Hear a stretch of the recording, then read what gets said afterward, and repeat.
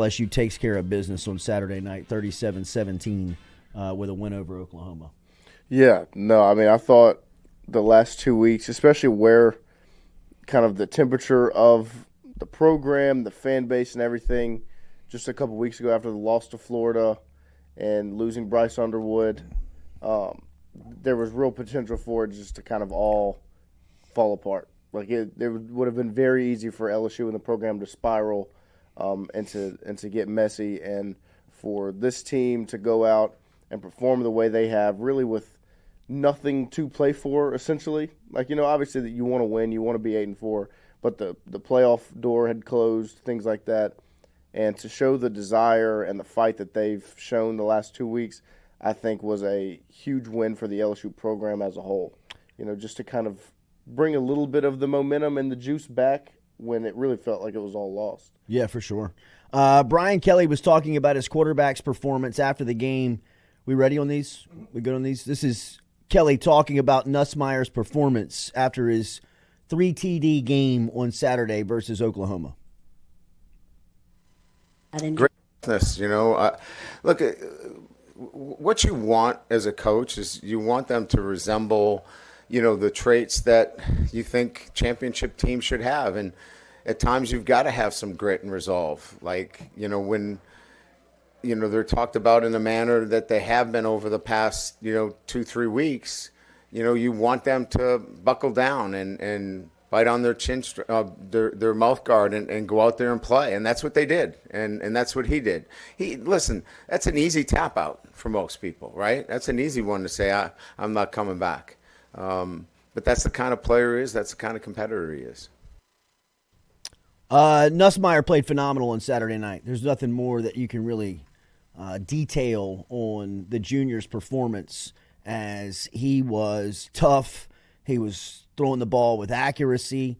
He was throwing the ball down the field. It was good to see Chris Hilton being involved like he was with 2 touchdown catches down the field on Saturday night. So I thought there was there was a lot to be proud about if you're the head coach, if you're the quarterback, from Saturday night's performance. And what a way to really kind of go into the offseason of a confidence-building performance that, look, I expect, we're going to hear some things over the next couple of days. You've got signing day coming up here on December 4th. You've got the transfer portal that is now open. You've got news that is happening. I expect to hear that Nussmeier will be returning. I mean, I still think that that's a story that deserves a statement and deserves some type of remarks on it. And I expect him to come back, and that's a great performance to come back on. And we'll see what happens with the shakeup of the bowl game and where they go and who they play. But Nussmeier's final regular season game, I thought was an excellent performance, one that he can really take into the off season and have a lot of confidence to build on in the things that he has to improve. And it's been well documented around Baton Rouge what happens in the second year of an LSU system for quarterbacks that have transferred in, right? I mean, Joe Burrow, Jaden Daniels have all had phenomenal seasons that have stayed for 2 years. Garrett Nussmeier is a guy that has been committed early on in his high school recruiting process, was really no drama leading into signing, has had opportunities to leave, but for all intents and purposes is a second-year starter next season, right? For as long as he's been here and everything that he's been through with LSU and all that he's seen, head coaches, turnover, offensive coordinators, the program really being shifted, it's only going to be his second year starting next season. And second-year starters around here have had tremendous success. And Nussmeier's season, I think, is a great springboard into what possibly could be one of those second-year starting at LSU phenomenal seasons. Right? I mean, there's the numbers for you that Lloyd has up on the screen, compliments of our friend Glenn West over at 247. But, I mean, number 6 in passing yards, tied for top 15 in touchdowns, top 50 in passing efficiency, number 8 in total offense.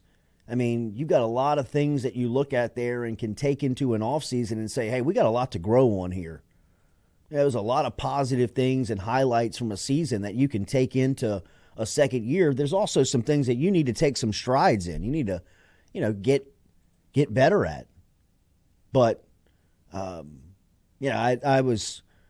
loved how Nussmeier, came back, fought through, played on Saturday night. Whatever they gave him in the locker room, I would serve that up. If that was, don't let it turn into a habit. If that was something of an option.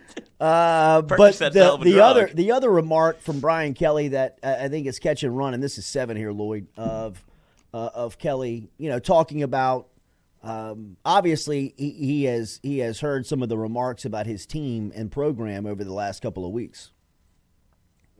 What do you think? What do you think? Look, listen. Here's my point. The standard is the standard here, right? The standard. I didn't come down here to go 8-4. I'm not happy about 8-4.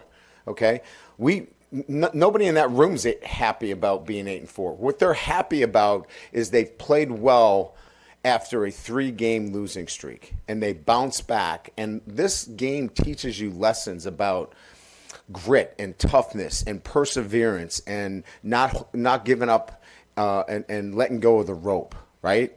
They easily could have fractured, right? Instead, they stuck together and they stayed committed, and they beat 2 teams that were really good football teams in this league and have pelts to show that they are good teams, right? We're not making that narrative up.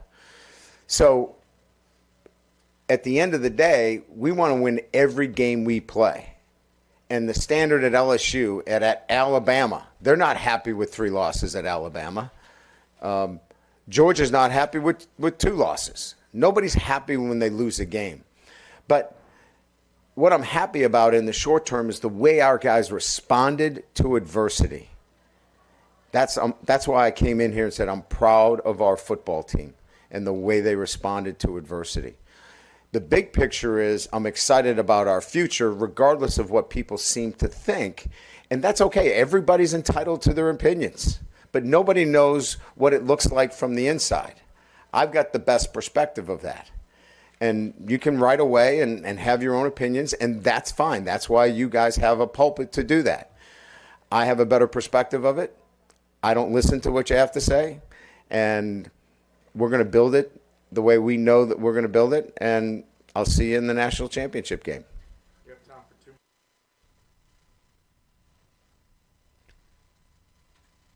I like it. I like it because it's what you've been asking. It's what I've been asking for from Brian Kelly. It's just a little bit of passion, just a little bit of desire, a little bit of, are you in it? Are you pissed? Does the last couple of weeks piss you off? And it sounds like it does. And I'm cool with that. Like, if that's what it takes to get him into that mode, I think that's what LSU needs from their head coach. They can't have a passive seat that's leading the program when you're at LSU. I don't think that you have to be as out in front as Ed Ogeron was at times, but you can't be back and sitting in the back as Brian Kelly has, kind of seemingly felt throughout the first 3 years. I thought that show of emotion was something good to see. At least a little bit of, hey, there's some pride here. There's some pride about getting it back, and you guys don't have the vantage point that I do, and we're going to get it right, and I'll see you in the national championship. Like, all right, I get down with that. All the keeping receipt stuff, that just comes with, I think, some of those quotes. But if that's what the mindset is, I think that LSU is a true contender. I really do. I think that if the coach is going to be motivated to the point of, you've heard what people have said, you've heard that people believe it slipped, and that's the message of, we hear you, we're pissed, we're going to get it right, and we'll see you in the last game of the whole deal. Like, all right, yeah. That is what the expectation is. And I don't think that you have to come out and do that all the time. I think that can get old. I think that's what happened with Ed Ogeron, right? I mean, it was a little bit too much of beating the chest and rah-rah and, we're going to get you. But once every 3 years, like, I get down with it. I mean, I if that is what the mode is going to be, right? Because, I mean, some of my complaints have been, I don't know if Brian Kelly can check that box of creating a killer mode inside of the program that it takes to really compete at a national championship contending level year in, year out. That's an honest assessment, and I don't think that Brian Kelly's too nice of a guy. I just don't think that the killer instinct that it takes to instill into a program where the expectation is to dominate week in, week out. I have not seen enough evidence that he can do that. Saturday was a nice sign in the other direction that makes me say, well, hang on now. He has that? Like, if he has that, then not dead yet.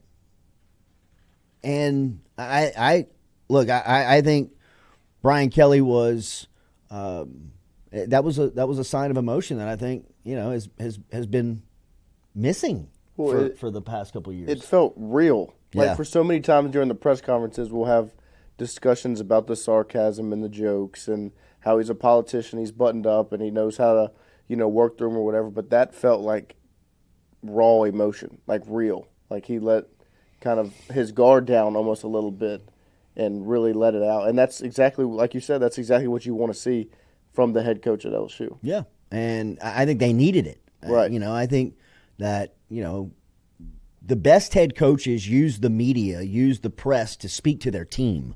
Definitely. Right? Like they're talking to the group of people that they know are going to hear that. That message probably hit pretty well in the guys that saw that, heard that, listened to that, however they consumed it. I just, I agree with Sabrion Green inside of the chat saying, on Saturday, LSU looked ready to play. They did. I think at times you've wondered what were they doing in preparation, and there were still some things on Saturday that were kind of head scratching. But I mean, like, even the Aaron Anderson comment after the game, where, I mean, how many times I know that this show, and we're not the only ones, but people who have seen Aaron Anderson play, especially in high school, the guy had 20 touchdowns on special teams at Carr High School in Louisiana high school football at the highest level. To me, that translates to the SEC. Like, if you're scoring 20 touchdowns on special teams in high school at Carr, then you can play in just about any level of football. And, like, the comment that he made, and I'm not trying to dive in, but this is this is 3 of him talking about Anderson. It was like, go ahead and play it. Momentum turn for us. There's no doubt about it. And, putting Aaron back there was really, he was our backup. That's how smart we are, right? Xavier got dinged up and wasn't able to go. And, Aaron steps in there and has an electric return. And really, you're right. I mean, it was a momentum boost for us, and it really carried us, throughout the game. I was like, when I saw that, I was like, you put him back there one time and he takes one to the house? It's like, second return might have been more impressive than the first. Come on, man. Come on, man. Like, that's the stuff that you're like, and that's why I'm also, a little bit like, I need to see it as well. I love the comment. I love the comment, what we talked about a couple of, minutes ago about you keeping receipts, seeing the national championship. I got more evidence of that.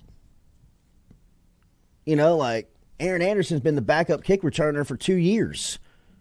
You put him back there one game, and he nearly houses 2 of them and takes one back. It's just like, get them going, man. Like get this thing going. I mean, that shouldn't. Like I said, I mean, we love high school football. We're on a field every Friday night, so we're a little bit more invested maybe than other people are. But Aaron Anderson was an easy call. You know what I mean? Like, it wasn't like you had to hey, you got a diamond in the rough. Like, this cat scored 20 touchdowns on special teams that are in high school and played at the highest level in Louisiana. I mean, like, that's a yo. I mean, put him back there. Well, he fumbled the first one. Who cares? He ain't gonna fumble the second one. Like, take the bad with the good. I mean, this guy's gonna. And then, to go out and say, well, like, look at us. We had him as a backup. Well, the special teams department had him as a backup. Go get yourself a coordinator, and I guarantee you a week and a half into practice, they're going to be like, yo, let's put number 1 back deep on all the teams. Because this cat can change the scoreboard quick. I think there's some – it's been – in my mind, it'd be hard to, at least this year, to make a change because of how good – Xavier Thomas was back there. I agree, but I'm just like... Right, but and Andrew Messina says the same thing that I was kind of thinking is you almost needed more on offense this year because what he turned into as a playmaker on offense, as being able to be your second best wide receiver, the guy that you depended on a lot throughout the year, I believe that's probably where it was like, well, we don't want to run the risk of him getting hurt on special teams when Xavier Thomas kind of brought him in to do that. And he's been great on punt return and kick return. He has been. Aaron Anderson is a little different cat. You know what I mean? Like, he's been great, but then you got this. This guy changes the scoreboard. Look, that's what that's a great example of kind of the 3-year ride of Brian Kelly. Of those couple of comments. But either way, LSU ends on a positive note. DJ Pickett was in town. The 5-star cornerback, Patrick Peterson, was in town. The All-American and All-Everything cornerback for LSU, apart and, has high status within DBU, was in town. It seems like by all indications that DJ Pickett is going to stick with his commitment. Now, you still have 48 hours before this thing is final. Wednesday is officially the opening of signing day. And that is when this stuff will all kind of take shape as it'll go down on December 4th. But from all accounts, DJ Pickett had a solid weekend in Baton Rouge. This was the final weekend before the dead period kicks in. And, by all accounts, on threes, Chad Simmons still has Pickett pledged to Baton Rouge. Steve Wilfong at on 3 still has him going to LSU, and then Shea over at on 3. Those are those are 3 as solid recruiting sources as you can find. There he is with Patrick Peterson after the game, and Brian Kelly. There you see J.R. Belton behind him. Shout out to Michael Bonnet, who's celebrating 25 years on the job as an SID. As that was put out by the social media department yesterday. But hopefully this thing ends with really good news. As you saw, a lot of kind of the cavalry is coming type messaging from LSU recruits over the weekend. Big defensive tackle Zion Williams was on social media saying that he had shut the process down. So you're starting to see some guys saying that they are on the way as far as kind of shutting it down and coming to LSU. I mean, we saw some other guys like Dylan Battle and Brandon Brown, Walter Mathis, Damian Shanklin, guys that have stayed pretty steadfast, committed to LSU. So obviously this is a big part of the process. We talked about LSU needing to upgrade their personnel. A lot of that personnel upgrade will come through the form of this recruiting class. Also, what they are going to do here in the transfer portal. And, it's going to be interesting to see how they handle the portal over the news, kind of the news over the last couple of days, or at least the last day of what's happening around LSU.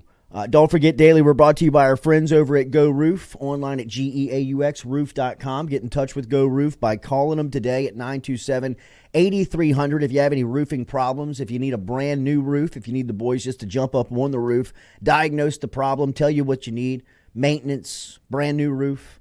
A beautiful roof every single time when you give our friends over at Go Roof a call. 225-927-8300, 225-927-8300 is the phone number, or online at GEAUXroof.com. Love working with the boys, over 15 years of experience, community connected. There are a lot of involvement inside the community, know a lot of people. But if you're outside of Baton Rouge, if you're outside of the surrounding areas and you need a trusted roofer, give our friends over at Go Roof a call today, 225-927-8300. Obviously, the transfer portal is about to start popping, and one of the things that Brian Kelly said over the last couple of days that really jumped off was that he was going to be aggressive inside of the portal, and I think we saw a little indicator of that on Saturday night. LSU loses Garrett Nussmeier to a brutal hit. Nussmeier goes down, looks like he's going to be out for the rest of the game, ends up coming back in, but a lot of curiosity of where does LSU turn, and they end up going to A.J. Swan as the backup. And, I definitely was in the camp of expecting to see Ricky Collins trot out there as the backup. We've seen some of that earlier this year where, Nussmeier, LSU gets up, they take him out of the game, and Collins was getting the second team snaps. And a lot of text messages on Saturday night, what's the deal with Ricky Collins? What's going on with Ricky Collins? Why I need the backup quarterback? What's going on? And I just kind of speculated maybe he told him he was going into the portal. I didn't know that. I don't know. I mean, it was just one of the theories that I threw out there. It wasn't by any means the overriding thought that I had. Maybe A.J. Swan beat him out over the last couple of weeks. Maybe they've seen some things. I don't know. Maybe he's going to the portal. And sure enough, come Sunday, one of the biggest announcements that was made from LSU football was that Ricky Collins, backup quarterback, was entering the portal. And I think that sheds a lot of light on why Swan was the guy on Saturday when Nussmeier went down. I think there was some type of understanding that Collins was going in.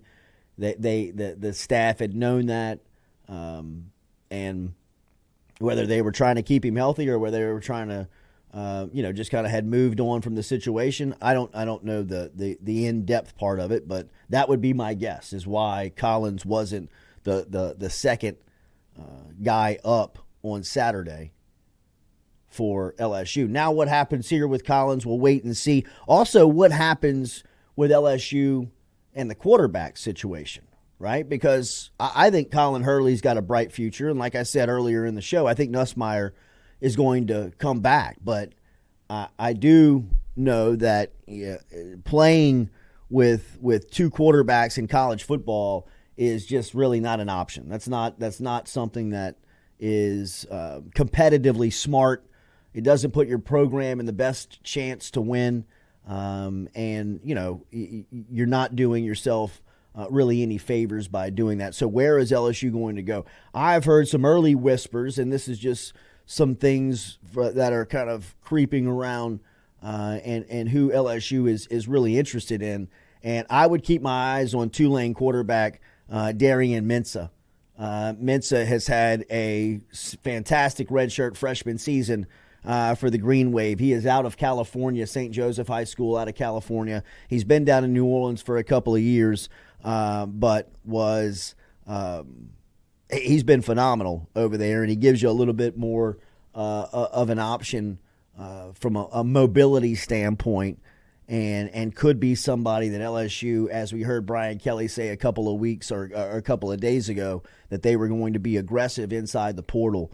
This is somebody that could possibly be somebody that LSU has their eyes on as a possibility. So